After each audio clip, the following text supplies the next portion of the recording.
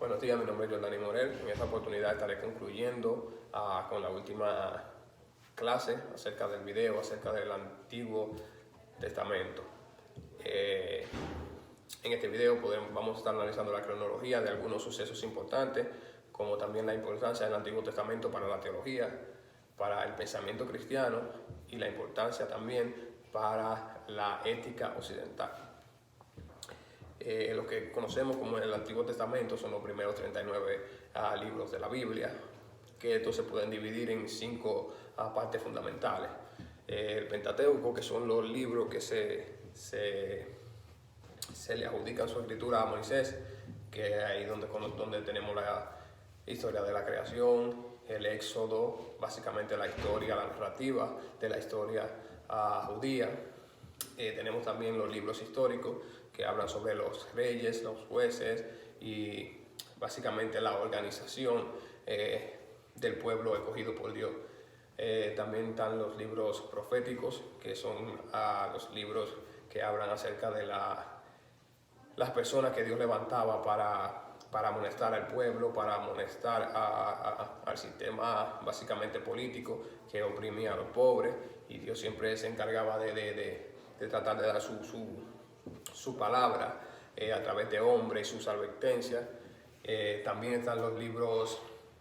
poéticos, que estos se le adjudican a David y a su hijo Salomón, la mayoría de sus escritos, como son Salmos, Eclesiastés, Proverbios, Cantar de los Cantares. Conociendo esto,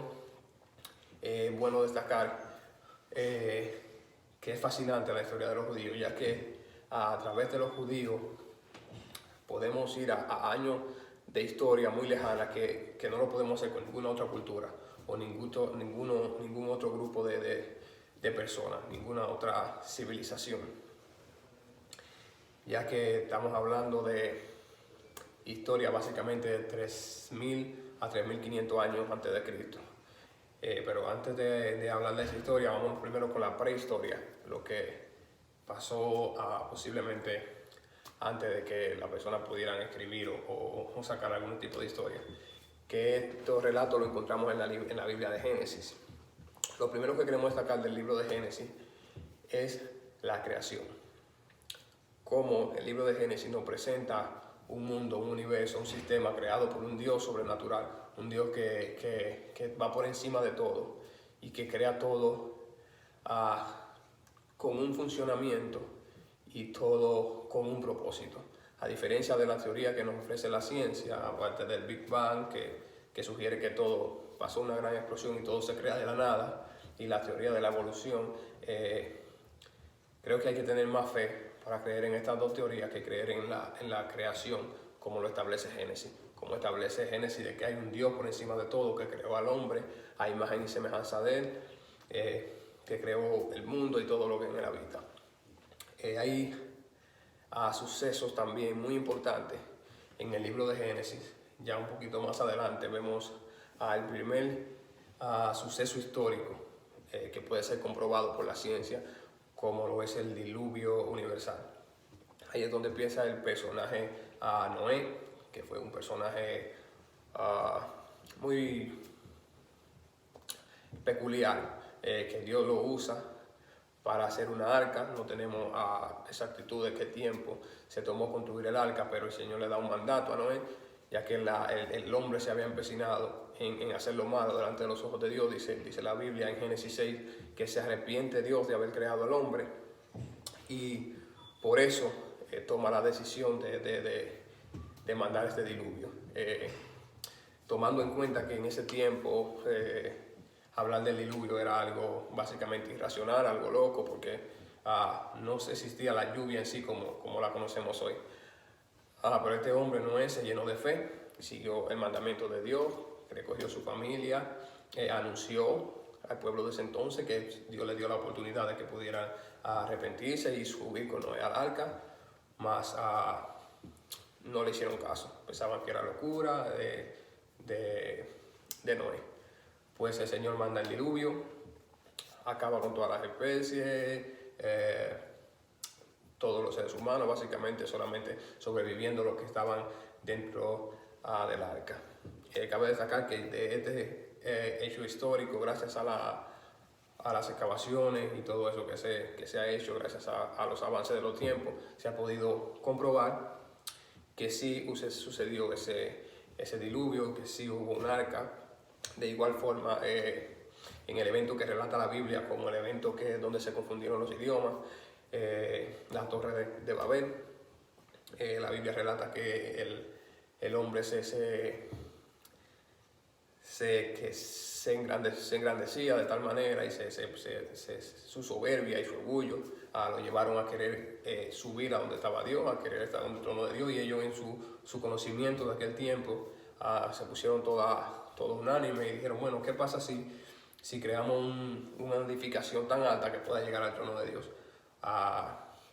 Dicen los científicos, los estudiosos, que la edificación no pudo tener más de 6, 7 pisos, como mucho 9, que no era más alta de unos 90 metros. Pero Dios, que conocía el corazón de aquella gente, cambió su lenguaje de tal modo que ya ellos no podían comunicarse y se dispersaron, y así quedaron establecidos lo que conocemos hoy como dialectos e idiomas. Después de la creación, el diluvio, después de Noé, es básicamente donde ya comienza la historia que podemos, por lo menos a través de la genealogía bíblica, por lo menos documentar, que se remonta básicamente al siglo XVII, siglo XVIII, a.C., donde comienza la narrativa de los patriarcas.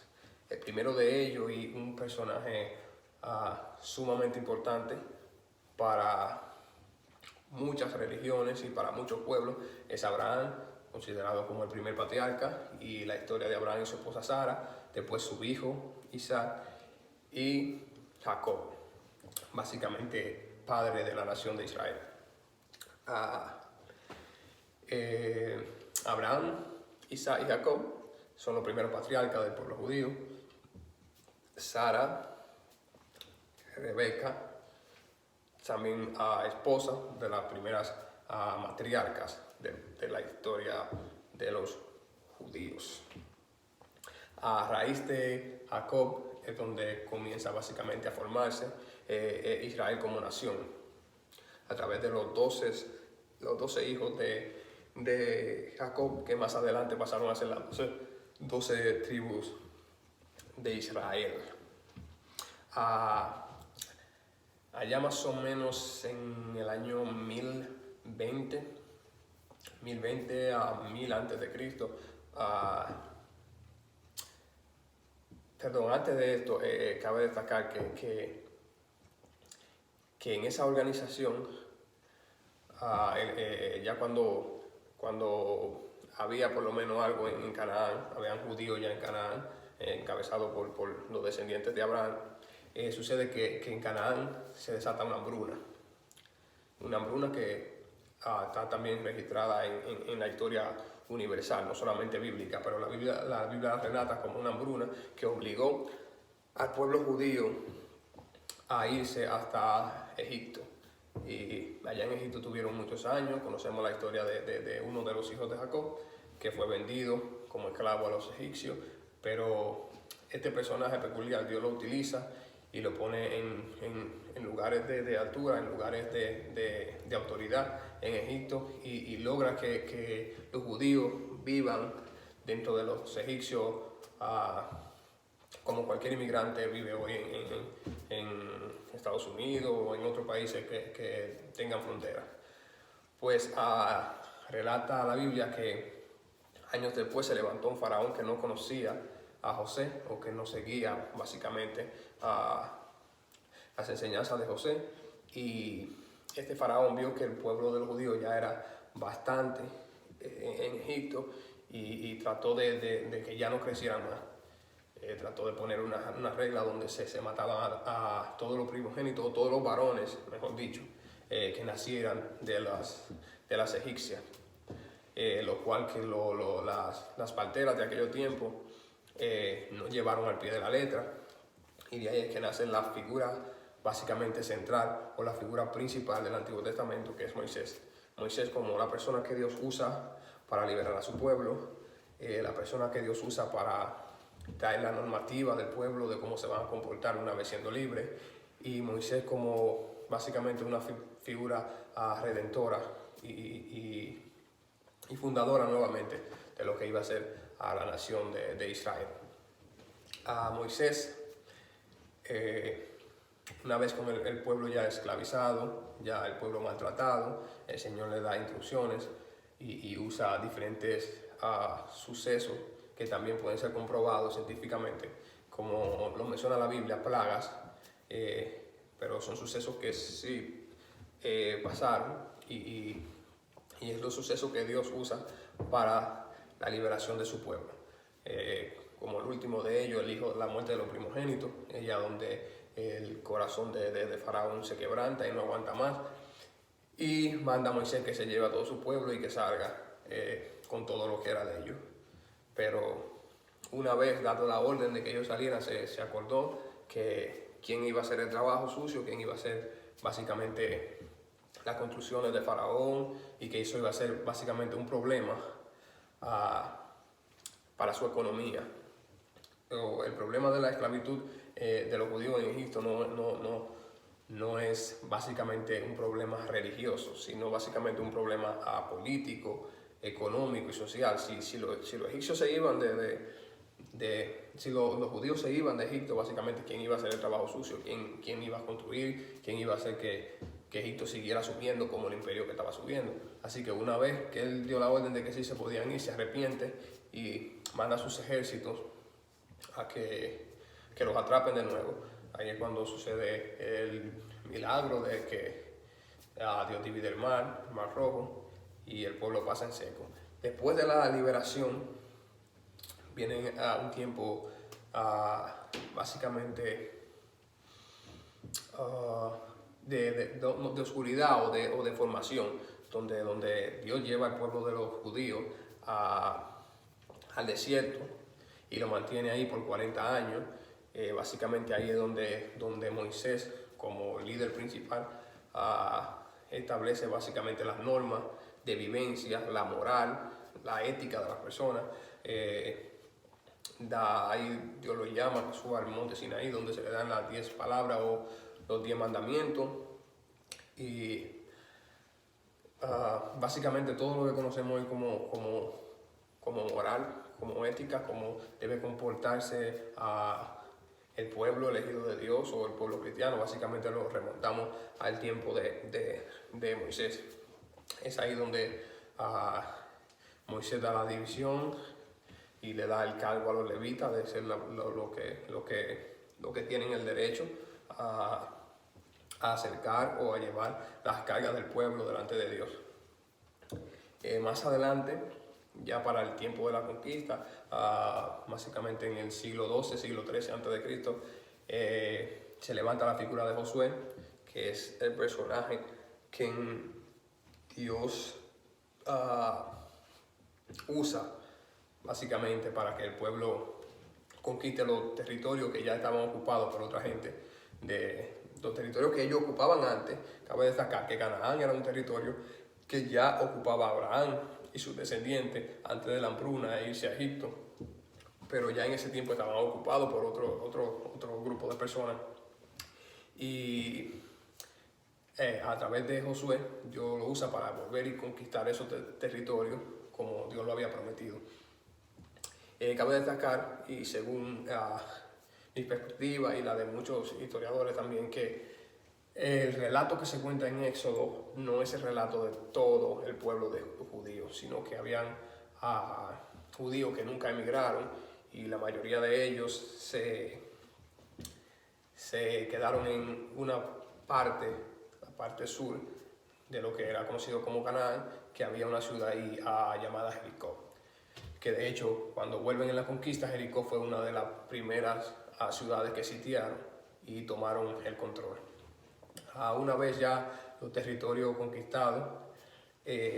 cada tribu coge su territorio, y básicamente es ahí donde se forma Israel como nación, con su propio territorio, con sus propios terrenos. Más adelante ya con esa idea que había formado Abraham de que había un solo Dios. Ellos básicamente pretendían eso, pero ya establecido, tenían presión de sus enemigos, sus naciones vecinas, que ya ellos habían sacado esos territorios, y de tiempo en tiempo, cada vez que el pueblo se alejaba de Dios o hacía lo incorrecto ante de Dios, se levantaban estos enemigos o estos grupos de personas enemigas y atacaban cierta tribu o cierta parte del territorio de Israel. Es ahí donde entra el plano de los jueces, donde de tiempo en tiempo el Señor levantaba un juez para libertar a su pueblo básicamente de la opresión enemiga. Y así se mantuvieron por alrededor de 200, 300 años, hasta que empieza ya la era de la monarquía, ya donde el pueblo de Dios alrededor del 1020, 1100 antes de Cristo, le pide a Samuel, el sacerdote, que es un personaje muy importante también del Antiguo Testamento, a Samuel como sacerdote, como profeta y como juez de la nación de Israel, ya más o menos a Samuel básicamente como la autoridad absoluta del pueblo, la persona encargada de anunciar al pueblo a los preceptos y los estatutos de Dios. Como les decía, en el 1020, más o menos antes de Cristo, es donde ya el pueblo rechaza el dominio de Dios sobre ellos, sino que dicen que quieren tener un gobierno básicamente como las naciones vecinas. Quieren tener un rey que lo proteja en la batalla, quieren tener un rey que sea básicamente dueño de la autoridad y que tome las decisiones por ellos. En ese tiempo, cuando empieza la monarquía, cuando se establece ya el dominio de Israel, Samuel, por el mandato del Señor, unge un rey, Saúl, que fue el primer rey de Israel. Este rey prontamente, su gobierno no duró más de 20 años, prontamente se alejó de los estatutos de Dios, prácticamente se embriagó del poder y rápidamente fue desechado por Dios, a lo cual Samuel se ve en la obligación de ungir un nuevo rey, David, y básicamente en el 1980 a.C. comienza el reinado de David, lo que los judíos conocen como la era de oro de su tierra, de su nación, probablemente uno de los mejores gobernantes, tanto para los judíos como para el resto del mundo, porque hasta ahora hablamos y recordamos a David como un gran hombre de Dios, o un gran guerrero y también un gran gobernante.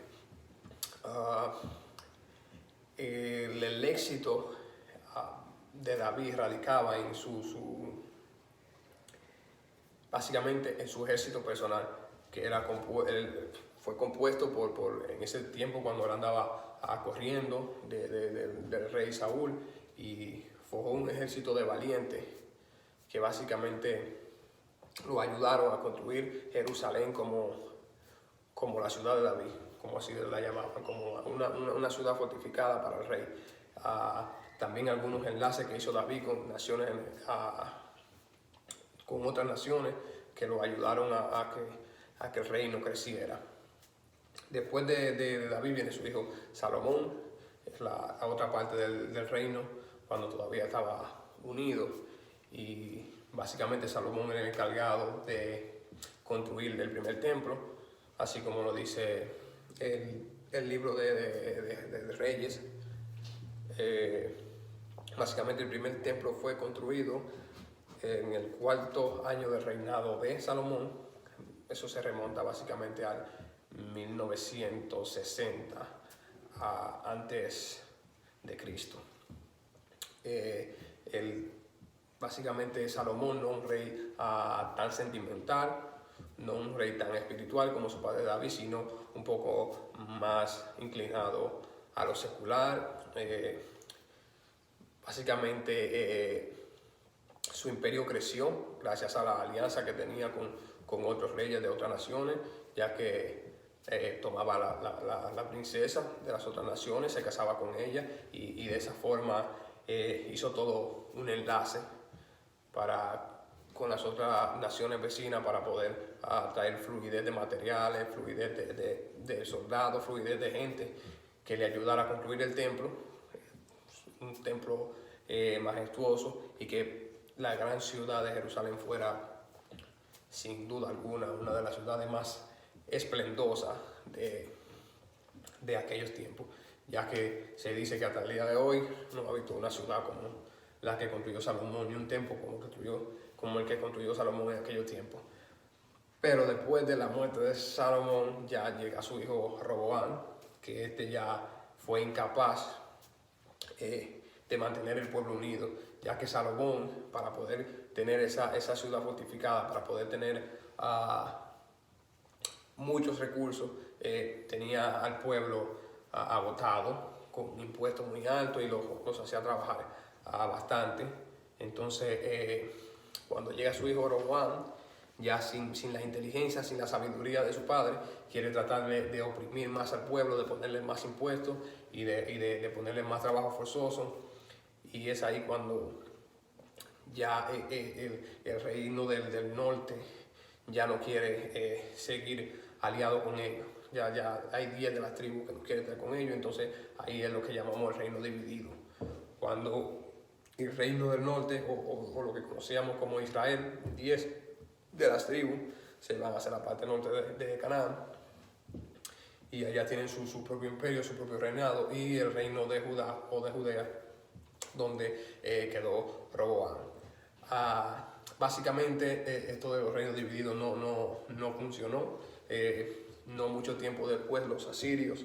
atacaron a la parte norte, al reino del norte, a Israel, y ahí se perdieron la religión, se perdió la cultura y se perdió básicamente todo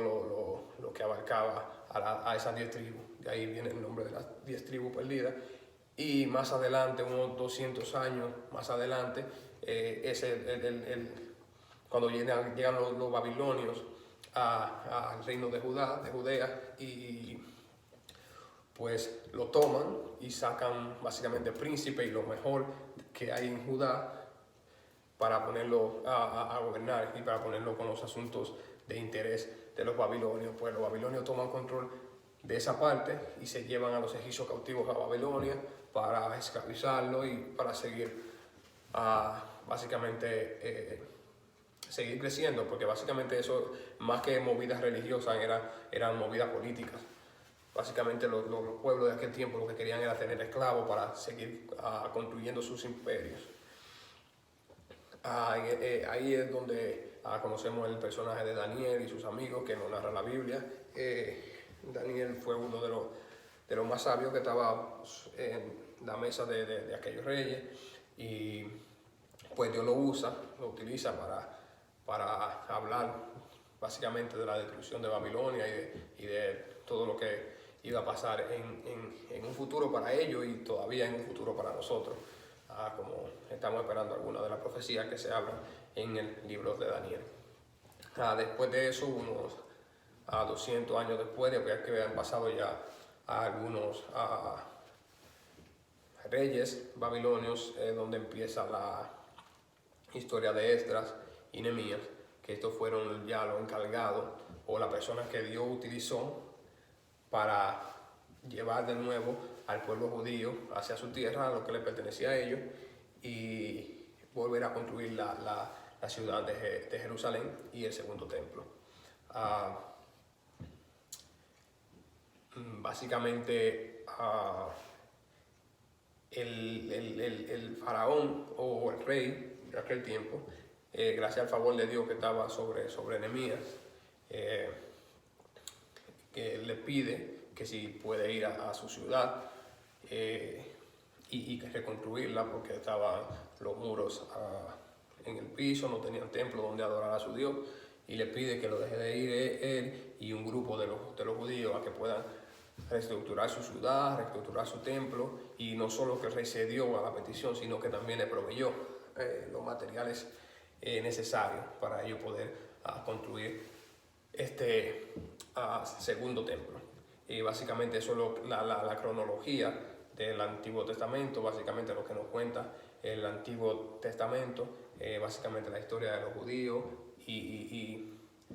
mucho sobre la historia de nuestra fe y la historia de algunas